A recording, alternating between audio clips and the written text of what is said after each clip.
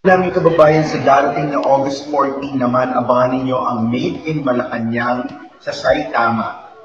For more details, please contact the Tanto of One Network, Miss Vivian C.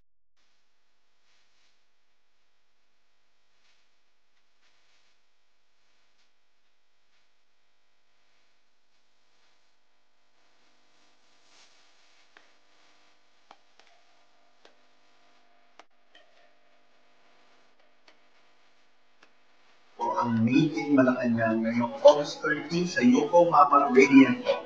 And please follow One Network official Facebook page for more details or please contact Ms. Lee Osawa. Po sa mga kababayan natin sa Japan. August 14, meron po kaming screening sa Saitama. At kung gusto niyo po malaman kung ano ang mga detalye, kontakin niyo po ang One Network Tanto at hanapin si Ms. Vivian C. So, Made in Malacanang, please contact Ms. Vivian C.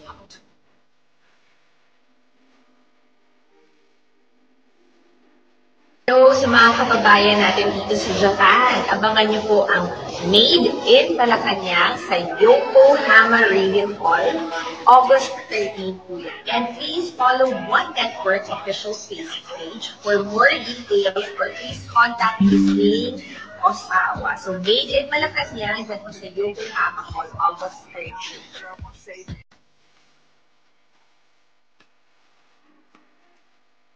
Mga kababayan natin dito sa Japan, nandito kami ngayon ni Direk Darelia para sa Made in Malacanang sa Nisho Hall po yan. Para malaman yung lahat ng detalye, kumontak po kayo sa One Network. Pupunta po kami sa Nisho Hall, kasama po si Direk Darelia, at sama-sama tayo manood ng Made in Malacanang. Sana makikita-kita po tayo dyan sa Nisho Hall. Contact One Network. Thank you.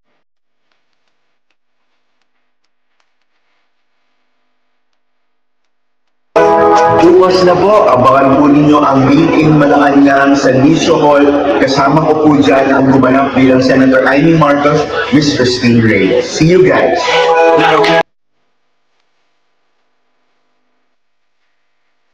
Sa mga kababayan natin dito sa Japan, abangan niyo po ang Made in Malacanang ngayong August 13 sa Yokohama Radiant Hall.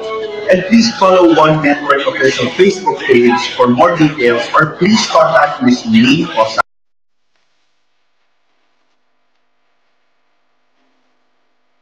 Minamahal namin kababayan sa darating na August 14 naman, abangan ninyo ang Made in Malacanang sa Saitama. For more details, please contact the Tanto of One Network, Ms. Vivian C.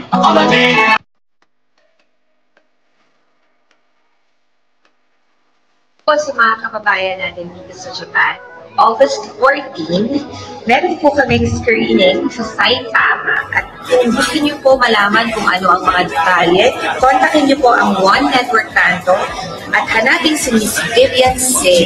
So Made in Malacanang, please contact Ms. Vivian C.